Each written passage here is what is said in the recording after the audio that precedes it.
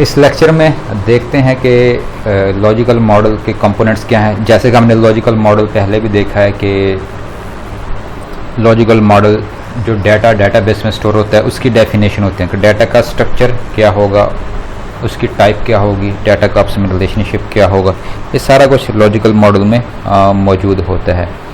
तो logical model में मज़ीद क्या क्या चीज़ें होती हैं कि इनके कंपोनेंट्स क्या हैं कंप्लीट। तो पहला क्या है कि रिप्रेजेंट एंटिटीज़। सबसे पहले हमने क्या करना है कि जिस चीज़ का डेटाबेस बनाने जा रहे हैं हमने उसको उस सिस्टम में से हमने एंटिटीज़ आइडेंटिफाई करनी है, एंटिटीज़ ढूंढनी है। एंटिटी कोई भी ऐसी चीज़ है जिसका हमने डेटाबेस में डाटा रिकॉर्ड करना है। तो जितनी भी एंटिटीज़ होंगी वो सिस्टम में हमने ढूंढनी है। तो हम रिप्रेजेंट करेंगे एंटिटीज़ को। जैसे कि आपको पता है कि एंटिटी को कैसे रिप्रेजेंट किया जाता है। एंटिटी को रेक्टेंगल के ज़रिए हम रिप्रेजेंट करते हैं, जैसे कि हम प्रीवियस स्लाइड में लेक्चर में देख चुके हैं। तो हर एंटिटी क्या होती हैं फिर हम आइडेंटिफाई करते हैं कि एट्रीब्यूट, कि हम जो एंटिटीज़ हैं उनकी कौन कौन सी एट्रीब्यूट स्टोर करेंगे। मिसाल के तौर पर स्टूडेंट का हम कौन कौन सा डाटा स्टोर करेंगे, उसका रोल नंबर, उसका नेम, उसका एड्रेस, उसका सेल फ़ोन, उसके मार्क्स वगैरह क्या क्या चीज़ें स्टोर करेंगे। तो ये सारा कुछ इसमें आ जाता है कि रिप्रेजेंट एंटिटीज़ में। उसके बाद अगर मतलब एंटिटीज़ हमारी मतलब रिप्रेजेंट हो गई हैं, हमने सारी एंटिटीज़ ढूंढ ली हैं सिस्टम में से, उसके बाद नेक्स्ट जो हमारा स्टेप होगा रिप्रेजेंट रिलेशनशिप्स। हमने एंटिटीज़ के दरमियान रिलेशनशिप्स बनाने हैं। जैसे प्रीवियस लेक्चर में मैंने आपको बताया था कि एंटिटी रिलेशनशिप डायग्राम क्या होती है। तो एंटिटी रिलेशनशिप डायग्राम यही चीज़ है कि एक सिस्टम के अंदर जितनी भी एंटिटीज़ मौजूद हैं उन एंटिटीज़ का आपस में क्या रिलेशनशिप हो सकता है, उन एंटिटीज़ का आपस में क्या रिलेशनशिप हो सकता है। तो उन्हीं एंटिटीज़ का जो भी रिलेशनशिप बनेगा आपस में, 1 to 1 है, 1 to मैनी है, या मैनी टू मैनी है, तो उसी बुनियाद पर हम उनकी एंटिटी रिलेशनशिप डायग्राम बनाएंगे।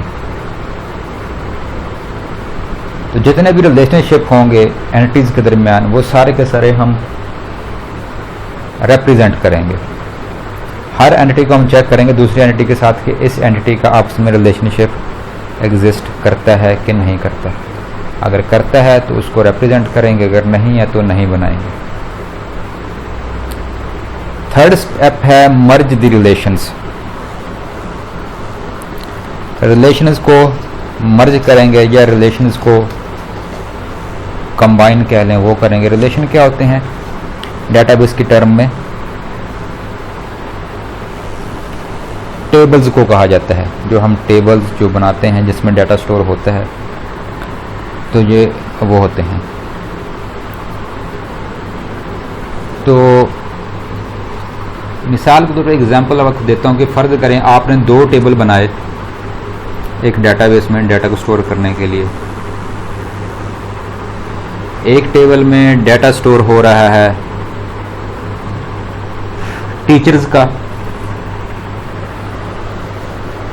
और दूसरे टेबल में डाटा स्टोर हो रहा है जो इदारे के अंदर दूसरे एम्प्लॉय हैं, जैसे क्लर्क वगैरह हो गया, मतलब स्टेनो वगैरह हो गया, या और भी जो होंगे। दूसरे टेबल में इनका डाटा स्टोर है। तो अगर आप गौर करें कि चाहे टीचर हों, चाहे क्लर्क हों, चाहे दूसरे, वो सारे के सारे एम्प्लॉय हैं। तो क्यों ना हम 2 टेबल की बजाय, जो टीचर के लिए ज़्यादा बना है, क्लर्क्स वगैरह के लिए ज़्यादा बना है, तो हम दोनों टेबल की बजाय हम एक ही टेबल बना लें और उस टेबल का नाम फ़र्ज़ करें हम रख लें एम्प्लॉय। तो इससे क्या होगा कि जो हमारा जो डाटाबेस का जो स्ट्रक्चर है वो ज़्यादा आसान हो जाएगा। डाटाबेस को डिज़ाइन करना और बनाना भी कदरे आसान हो जाएगा पहले की निस्बत। तो थर्ड स्टेप में हम यही करते हैं कि हम मर्ज करते हैं रिलेशंस को, ताकि जो भी डुप्लीकेशन है या रिडंडेंसी है या रिडंडेंट इंफॉर्मेशन है उसको कम किया जा सके। तो इस प्रोसेस को हम क्या कहते हैं, व्यू इंटीग्रेशन। इस प्रोसेस को हम व्यू इंटीग्रेशन भी कहते हैं। उसके बाद फोर्थ स्टेप है नॉर्मलाइज। रिलेशन बनाने के बाद उसमें मुख्तलिफ तरह के प्रॉब्लम मौजूद रहते हैं। उन प्रॉब्लम्स को हम कहते हैं कि एनॉमलीज कहते हैं। उन एनॉमलीज को हमने क्या करना होता है, ख़त्म करना होता है। अगर वो एनॉमलीज हम ख़त्म नहीं करेंगे तो डेटाबेस में मुख्तलिफ तरह के प्रॉब्लम आएंगे। एनॉमलीज क्या होती हैं, नॉर्मलाइज टेबल को कैसे किया जाता है, या आपके नेक्स्ट चैप्टर में है, वहाँ से हम पूरा चैप्टर इसी के बारे में है, तो हम इसे डिटेल में देखेंगे। तो ये 4 स्टेप्स हैं लॉजिकल मॉडल के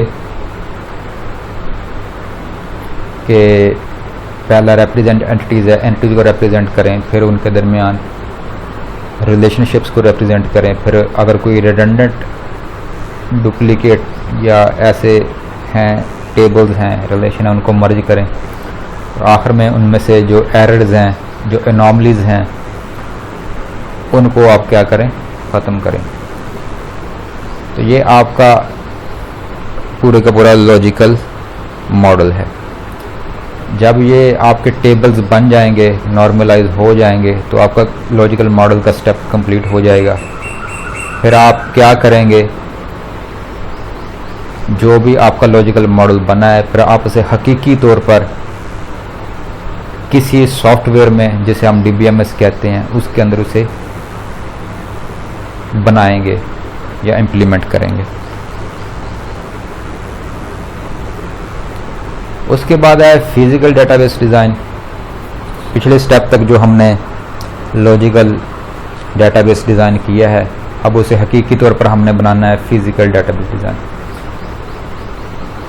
इसका मकसद क्या है कि implement the database as a set of records files, कि हमने डेटाबेस को हकीकी तौर पर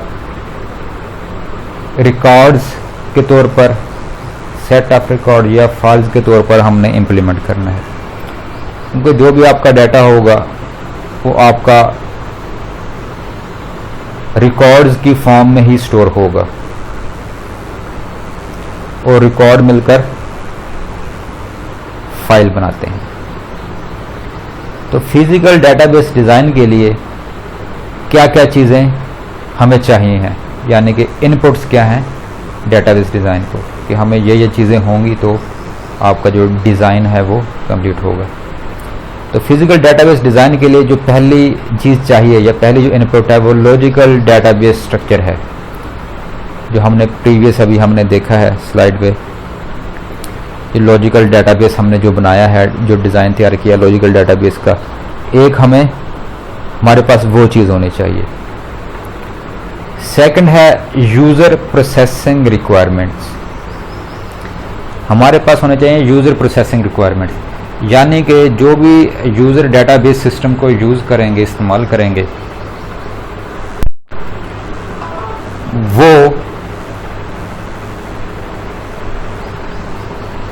उस सिस्टम को कितना यूज़ करेंगे, कितना डाटा वो वहाँ से उठाएंगे, या एक ही वक्त में उस सिस्टम को कितने यूज़र्स इस्तेमाल करेंगे। क्योंकि ये दोनों चीज़ें डिपेंड करती हैं कि आपने जो डेटाबेस बनाया है वो ये ना हो कि जब हम उसे इम्प्लीमेंट करें, जब उसे हम ऑपरेशनल हालत में लेकर आएँ, तो वो सिस्टम क्या हो, बैठ जाए, यानी कि वो डाउन हो जाए। तो इसी चीज़ को मद्देनज़र रखते हुए हमने यूज़र प्रोसेसिंग रिक्वायरमेंट्स भी देखनी है कि यूज़र उस सिस्टम को किस तरीके से यूज़ करेगा जब वो सिस्टम बन जाएगा। थर्ड है major input to database design characteristics of DBMS। जिस सॉफ्टवेयर में हम डेटाबेस को बनाएंगे उसको DBMS कहा जाता है, पहले भी बता चुका हूँ। उस DBMS की खसूसियात क्या है? क्या जो हमने मॉडल तैयार किया है लॉजिकल डेटाबेस मॉडल, वो जो DBMS हमने चूज़ किया है, क्या उसमें वो बनाया भी जा सकता है या नहीं भी बनाया जा सकता है? ये ना हो कि हमने कोई ऐसा मॉडल बना लिया, फ़र्ज़ करें बहुत हैवी मॉडल हमने बनाया, तो जो DBMS जो सॉफ्टवेयर हमारे जहन में था कि हम इस मॉडल को इस सॉफ्टवेयर के अंदर बनाएंगे, हो सकता है वो सॉफ्टवेयर उसे सपोर्ट ही ना करे। तो जो भी मॉडल हम बनाएंगे, तो जो हम DBMS हमारे जहन में होगा, तो उस DBMS की करैक्टरिस्टिक्स भी हमें मालूम होनी चाहिए कि ये किस तरह के मॉडल्स को सपोर्ट करता है। तो ये हमारा फिज़िकल डेटाबेस डिज़ाइन है। यहाँ पर आके हमारा जो है डेटाबेस वो मतलब डेवलप हो जाता है। उसके बाद फिर हम उसे इम्प्लीमेंट कर देते हैं, ऑपरेशनल हालत में लेकर आते हैं। तो नेक्स्ट लेक्चर पे हम देखेंगे कि डेटा का वॉल्यूम और उसकी स्टोर करने की स्ट्रेटजीज़ क्या क्या हैं।